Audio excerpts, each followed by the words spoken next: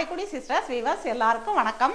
இன்னைக்கு மொச்சக்கொட்டையும் கத்திரிக்காயும் போட்டு ஒரு குழம்பும் சேப்பங்கிழங்கு வறுவலும் தான் பார்க்க போறோம். எப்படி செய்யறதுன்னு பார்த்துடலாமா? மொச்சக்கொட்டை குழம்புக்கு நான் ஃபர்ஸ்ட் நைட்டே ஊற போட்டு வச்சிருந்தேன். இதை இப்போ ஒரு 6 விசில் விட்டு நான் வேக வச்சு தண்ணியை வடிச்சிட்டு எடுத்து வச்சிருக்கேன். இப்போ நம்ம கத்திரிக்காயை கட் பண்ணிக்கலாம்.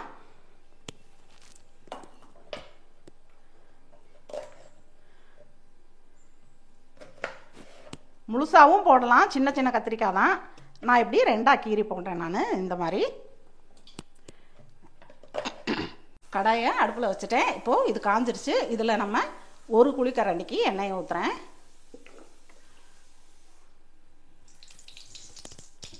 எண்ணெய் சூடாகட்டும்.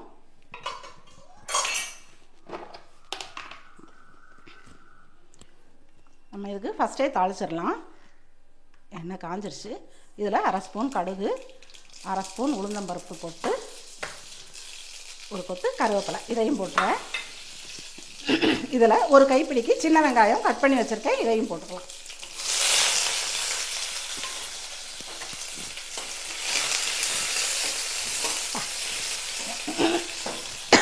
நல்லா காஞ்சிருச்சு. வெங்காயம் பாதி அளவு வதங்கிருச்சு. நான் ஒரு 2 மீடியம் சைஸ் தக்காளி பொடியாக கட் பண்ணி வச்சுருக்கேன். இதையும் சேர்த்துடலாம்.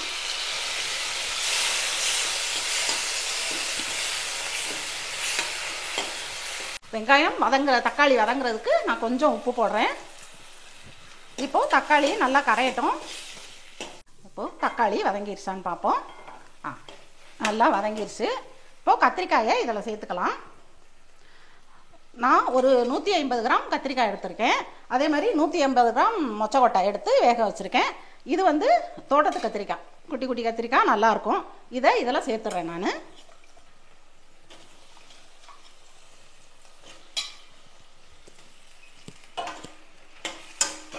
சும்மா லேசாக 2 வதக்குனா போதும்.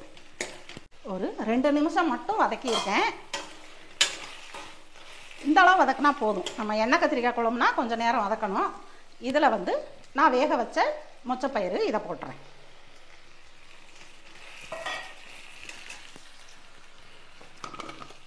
நம்ம வீட்டு குழம்பு மிளகாத்தூள் ஒரு 3 ஸ்பூன் போடுறேன். நான்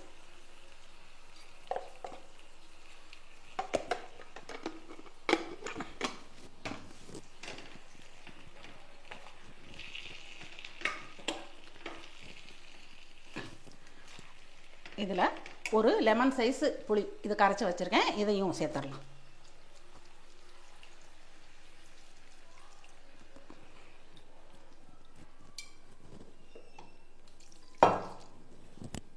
இப்போது குழம்புக்கு தேவையான தண்ணி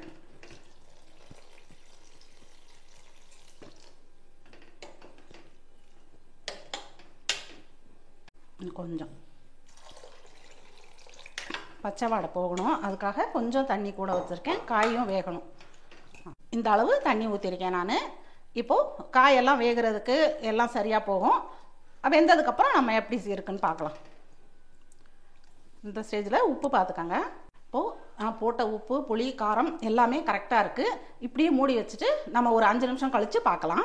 இந்த சைடு குழம்பு வச்சுருக்கேன். இந்த சைடு நம்ம சேப்பங்கிழங்கை வேக வைக்க போகிறேன். இது ஒரு 1/2 கிலோ சேப்பங்கிழங்கு. இந்த இப்படி தான் இருக்கும் சேப்பங்கிழங்கு. சில பேருக்கு சேப்பங்கிழங்கு கருணக்கிழங்கு ரெண்டையுமே வேறு வேறையாக நினச்சிக்கிறீங்க. கருணக்கிழங்கு வந்து இதுதான் கருணக்கிழங்கு. கருணக்கிழங்கு இப்படி தான் இருக்கும். இதுதான் கருணக்கிழங்கு. இன்னொன்று பெருசாக இருக்கிறத வந்து நீங்கள் கருணக்கிழங்குன்னு சில பேர் நினச்சிக்கிறாங்க. அது வந்து சேனக்கிழங்கு. இது சேப்பங்கிழங்கு, இது கருணக்கிழங்கு. அந்த பெருசாக இருக்கிறது சேனக்கிழங்கு. அது அப்படி மாற்றி மாற்றி அதை தான் கருணக்கிழங்குன்னு சொல்கிறாங்க. அது கருணக்கிழங்கு கிடையாது. கருணக்கிழங்கு இப்படி தான் இருக்கும். இதுலேயே கொஞ்சம் சின்னதாக இருக்குது, வட்டமாகவும் இருக்குது. ஆனால் அது மாற்றி சொல்லிடாதீங்க. சேப்பங்கிழங்கு வேக வச்சிடலாம். குக்கர் மூடிட்டு ஒரே ஒரு விசில் விட்டால் போதும். ஏன்னா 2 விசில் விட்டோம்னா குழஞ்சிரும், வறுக்கிறதுக்கு நல்லா இருக்காது. ஒரே ஒரு விசில் வைக்கிறேன். 5 நிமிஷம் ஆச்சு. நல்லா கொதிச்சிட்ருக்கு. காய் பாதி அளவு வெந்திருக்கு. இன்னும் கொஞ்சம் நல்லா வேகட்டும். வெந்துருச்சு. நான் இந்த இடம் மட்டும்தான் வேகணும். இப்படி மூடி வச்சுட்டு இன்னும் ஒரு 10 நிமிஷம் அப்படியே விட்டுறேன். நான் இப்போது சேப்பங்கிழங்கும் நான் இறக்கி வச்சுருக்கேன். அதுவும் ஒரு விசில் விட்டு இறக்கி வச்சுட்டேன்.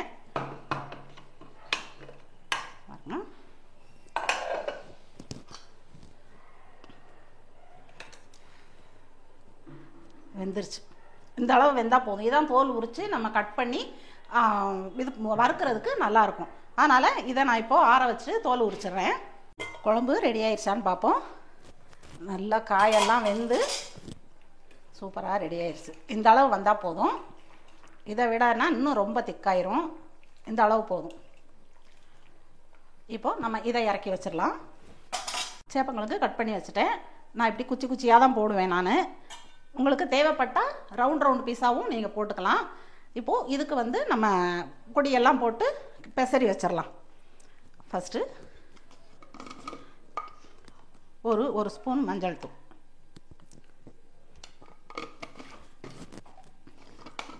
இது தனி மிளகாத்தூள், இது நான் சின்ன ஸ்பூனு 3 ஸ்பூன் போடுறேன். இது காஷ்மீரி மிளகாய்த்தூள், இது ஒரு ஸ்பூன் போடுறேன். இதில் 1 டேபிள் ஸ்பூன் அரிசி மாவு இதையும் சேர்த்துட்றேன். கொஞ்சம் மொறுமொறுன்னு வரும் அதுக்கு. இதில் 1 லெமன் ஏன் புளியிறோன்னா இது வந்து கொஞ்சம் அரிப்புத்தன்மை கொடுக்குற கிழங்கு. இது நல்லா வாடின கிழங்கு தான், இருந்தாலுமே நம்ம ஒரு லெமன் புழிஞ்சிட்டோம்னா அரிப்பு இருக்காது நாக்கில்.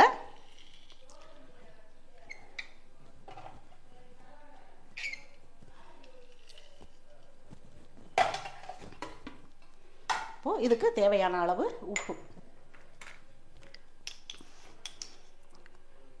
நான் ஒரு 2 ஸ்பூன் போடுறேன். சின்ன ஸ்பூன் தானே, 2 ஸ்பூன் போடுறேன்.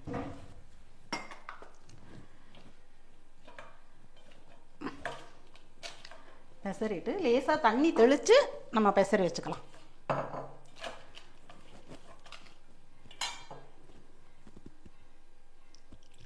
இந்த அளவு பெசரி வச்சா போதும்.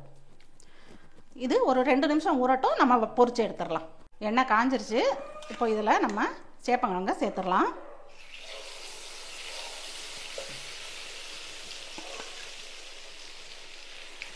கொஞ்சம் கொஞ்சமாக போட்டு நம்ம பொரிச்சு எடுத்துக்கலாம். அப்படியே வேகட்டும். கொஞ்சம் வெந்ததுக்கப்புறம் நம்ம கரண்டி வச்சு லேசாக கிண்டி விடலாம். இது கொஞ்சம் வேகிறதுக்கு லேட்டு தான் ஆகும், கொஞ்சம் பொறுமையாக தான் பார்க்கணும். நான் வந்து சின்ன அடுப்பில் தான் வச்சுருக்கேன், அதனால் இதே ஸ்பீடு வச்சுருக்கேன். உங்கள் பெருசாக இருந்துச்சுன்னா மீடியம் ஃப்ளேமில் வச்சுக்கோங்க. இப்போது நல்லா வறுபட்டுருச்சு. இப்போ இதை எடுத்துடலாம். நம்ம இந்த கலர் வந்தால் போதும். அப்படியே வச்சுனா ரொம்ப கருகிரும். அப்படியே எடுத்துடலாம். இந்த கிழங்கு நம்ம வறுக்கிறதுக்கு ஃபஸ்ட்டு எண்ணெய் காஞ்ச உடனே போடும்போது கொஞ்சம் மொத்தமாக விழுகிற மாதிரி தான் இருக்கும். ஐயோ இப்படி விழுந்துருச்சுன்னு கரண்டி போட்டு கிண்டிகிட்டே இருக்காதீங்க, கிழங்கெல்லாம் உடஞ்சிரும். அதுவாக வேக வேக தனித்தனியாக பிரிஞ்சு வந்துடும். இதே மாதிரியே செய்யுங்க. மொச்சப்பயிறு கத்திரிக்காய் குழம்பும் சேப்பங்கிழங்கு வறுவலும் சூப்பராக ரெடி ஆயிருச்சு. இதே மாதிரி நீங்களும் உங்கள் வீட்டில் ட்ரை பண்ணி பார்த்துட்டு எப்படி இருக்குன்னு சொல்லுங்கள்.